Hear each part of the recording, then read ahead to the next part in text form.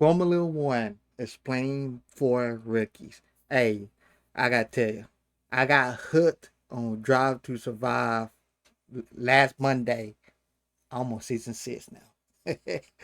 And the season started last Saturday in Bahrain. I kid you not. I didn't know what was going on in the racing, but I was rooting for Lewis Hamilton. Yes, I'm a newbie. But so far, I like Ferrari. And Lewis Hamilton going to Ferrari with Leclerc. I fuck with Leclerc. So that I can't wait till next season and see how they work together. But anyway, I don't know the rules that deep because Formula One on Netflix, the show don't go in deep. It's a drama. The drama aspect, I love it. But the rules, I don't know it that much. So I hope this video helped me out. Let's get it. What will happen over the course of the next 66 laps? Max Verstappen is champion Max. of the world! You've been hearing about F1 too, right? Cool, let's talk about it. Formula One racing into Miami for the first The time. hottest ticket in town. Hooked on Drive to Survive. Drive to Survive. Formula One tickets in America, Miami in a way. Shit. For 3 days, for $200. I think that's good for 3 days, or 3 races, or 3 days. Friday, Saturday, Sunday. Yeah, I think that's pretty good. But $300, I would say $100 is a good price. But $300, but the packages, that's worth it. $1,200 for the package. You get on the grid. You see the cars. That's nice. That's for like a birthday present. That's a good price. Drive to Survive. This is a car race at over 200 miles an hour in cities all over the world Miami Grand Prix, Bahrain Grand Prix here Bahrain. in Monaco. with insanely famous Daniel drivers Ricciardo. and 100-person teams, racing cars so advanced that they're practically spaceships, and so expensive that they had to make a rule that teams couldn't spend more than $140 million each. And it's only getting bigger. Just look at this. This is from a construction camera at one of 2 new US racetracks. This one's in Miami. This cost $40 million to build, and it hosted nearly 250,000 people over 3 days. That's a Super Bowl worth of people every day, and one of them was me. They getting money on. They getting money. Nearly 250,000 people over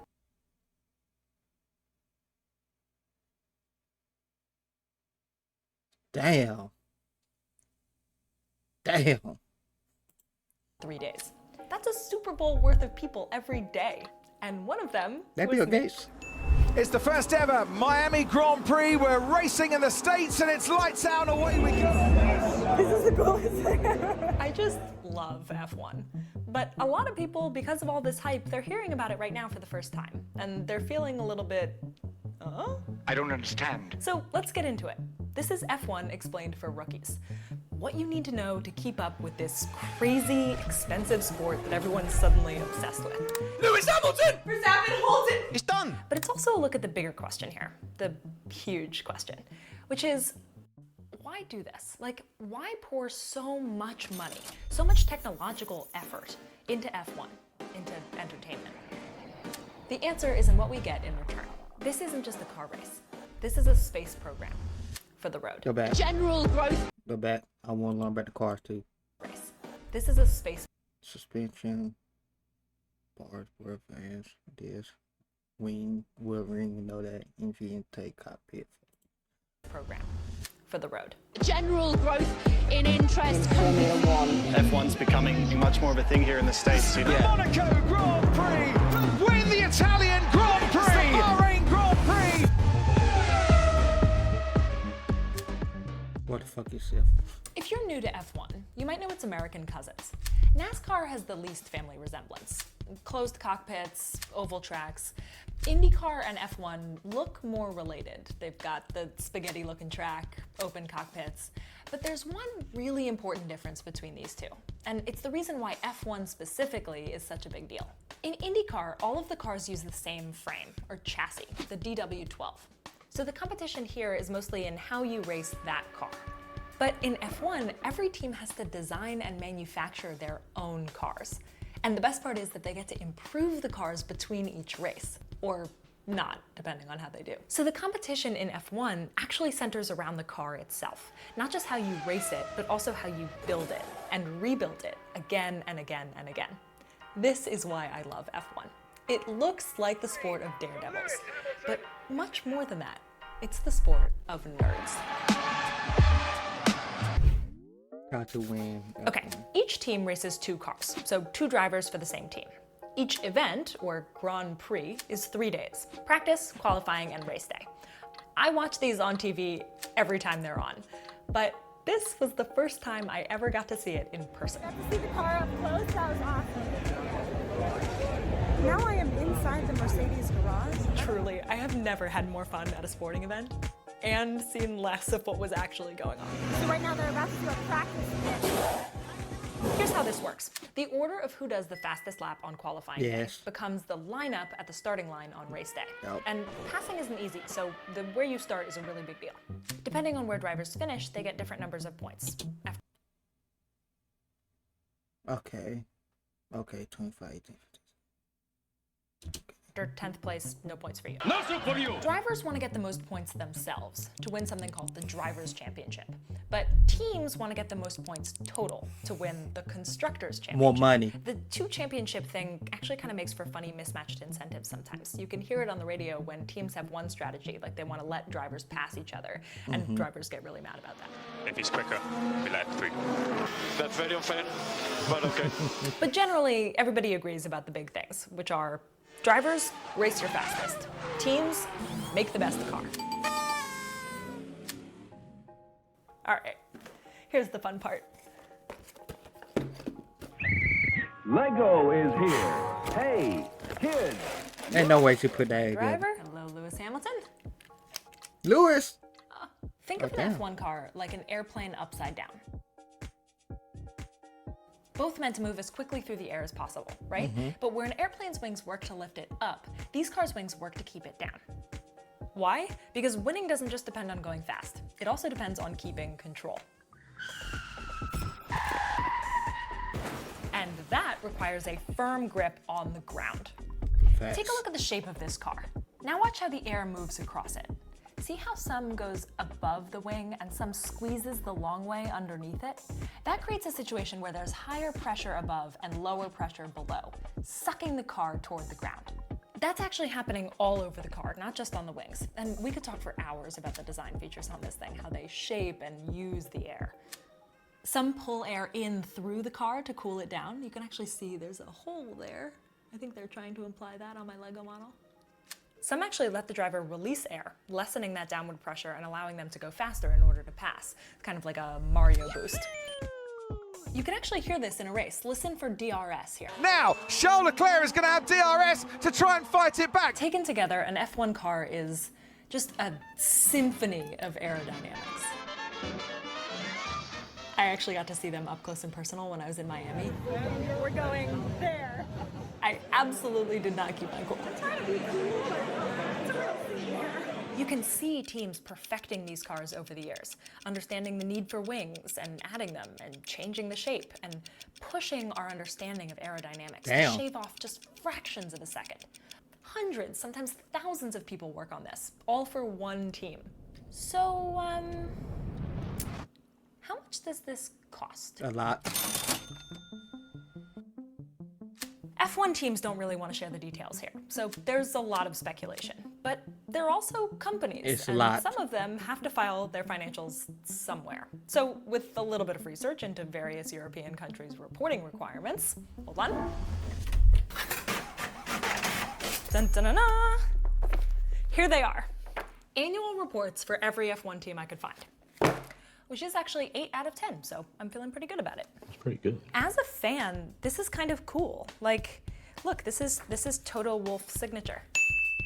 What I learned from all this is that running an F1 team costs anywhere from $95 million to $425 million.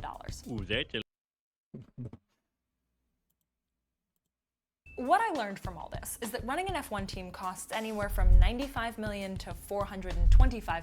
Okay, my favorite brand of cars is a Lamborghini, and the second is Ferrari. I looked up why is Lambo not in F1.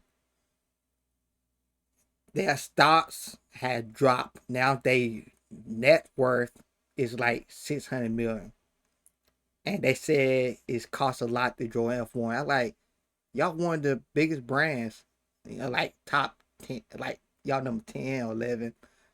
They're pretty. They broke compared to Ferrari, Mercedes. They broke. Ferrari like 3.5 billion, Mercedes like 2.5 billion. Like they in the bill, while Lamborghini only like the 600 million. I like, damn. I see why y'all didn't join F1. Y'all broke compared to the other teams. $1 million. Ooh, that's a lot of money. But the year after these were filed, F1 instituted a new rule saying all teams were only allowed to spend $140 million. So Lamborghini, join. We need join. Okay, look, 140 million. That's doable. Okay, that's doable. Just don't crash the cars. You crash the cars, then you cost more money. These reports are going to look a lot different for this next coming year. Oh, good. Still a lot. No matter what, F1 teams spend a ton of money. So, what do they make? These reports show that F1 teams make approximately nothing. They run surprisingly close to break even. Red Bull, for example, made $230 million in. Okay, cost. Okay, this is a nerd sport. Hold up, I'm back in school again. I don't know what none of these numbers mean. I'll let her talk. Revenue, You got and it. then add these two up, $229 million in costs. And they ended up with approximately $1.2 million in profit. This is in pounds, actually, so that's $1.5 million. These aren't the wildly profitable enterprises I was imagining. So why do they do it? Well, take a look at this. This is the Ferrari annual report. Our brand image depends in part on the success of our Formula One racing team. The racing team is a key component of our marketing strategy. It's advertising. Advertising. Advertising. It's great. They use F1 to sell other stuff, whether that's luxury sports cars or a sports drink. Red Bull gives you wings. I mean, as entertainment, F1 is incredible. But a lot of people do feel that it's somewhat wasteful. How much does a Formula One car cost? $400 million. Is it worth all that money? This is bigger than F1. It's kind of crazy to think about how much work we as a species put into entertaining ourselves. But I think what makes F1 feel particularly acute for some people is the technology element here. All of this engineering work and all of this energy being spent on 20 fossil fuel reliant cars makes people wonder sometimes if that energy might be better spent elsewhere. Like literally anywhere else. But F1 is more than just entertainment. It's better thought of actually as one giant experiment. F1 pushes everything to the extreme. What do you need to create to compete at this level, to keep control at these speeds, to keep the driver safe in these conditions? The idea is that the technology that they build ends up trickling down to all of us non-race car drivers. My question was, is this actually true or does it just sound good? I wanted to find specific car parts that were developed for F1 and then ended up in my car. But the more research I did, the more complicated it got. People often talk about paddle shifters, for example, but those were actually developed decades before F1. F1 teams just made them better.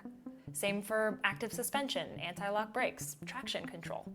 What I found was that F1 was less trickle-down and more flywheel. F1 combines technologies that might already exist and then pushes them to an extreme, making them better in the process and then inspiring, or literally manufacturing, better tech for all of us. For example, take thermal efficiency, the percentage of energy from combustion that actually makes the car go, as opposed to being lost to heat. Most combustion road cars have a thermal efficiency between 20 and 30%, which means only a third of the energy actually makes the car go. F1 cars can't refuel during a race, so there's a very strong incentive for them to be efficient. They're at about 50% now, thanks to new hybrid engines, gains that have been dragging the rest of the car industry forward. Or data collection. Sensors on F1 cars collect huge amounts of information and then feed it back to the driver and the team. They didn't invent a lot of these systems, but they use them in ways that they've never been used before. And that's actually getting more and more important as we move potentially towards self-driving cars. This is the real promise of F1, and it all stems from that original requirement to build their own cars.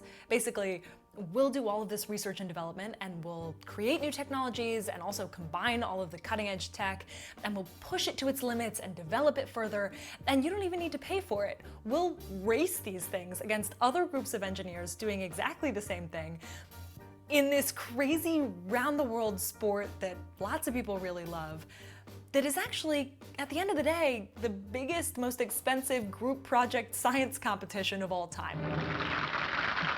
Facts. People debate whether or not we should spend money on lots of our efforts to learn. And yet, they consistently push forward both the tech that we actually use and our understanding of the world around us. In this case, it also makes some money, and it's fun to watch. Definitely fun to watch. I think once you see the promise of F1, it allows you to think differently about lots of things. We need people working far beyond the edge, like pulling forward the limits of what we can do. The question now is, what do we need to learn next? If F1 pushes forward car innovation and the future of cars is electric, does F1 need to get more electric too? And if F1 doesn't Go back, what'd I say? Learn next. If F1 pushes forward car innovation and the future of cars is electric, does F1 need to get more electric too? Oh, the boss said not possible. Okay. With new hybrid.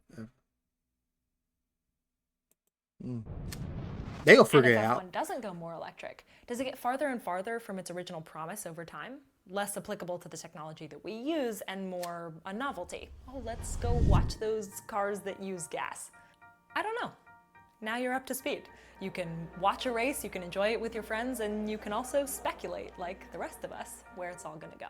I'll be watching with you, and I'll be rooting for my favorite team. Thank you for the video. Okay, electric F1 cars that don't make no sound. Nah, I'm not with that. I want to hear sound. Okay, I want to hear sound. Leave that up to Elon Musk and Teslas and electric cars. I want to hear sound.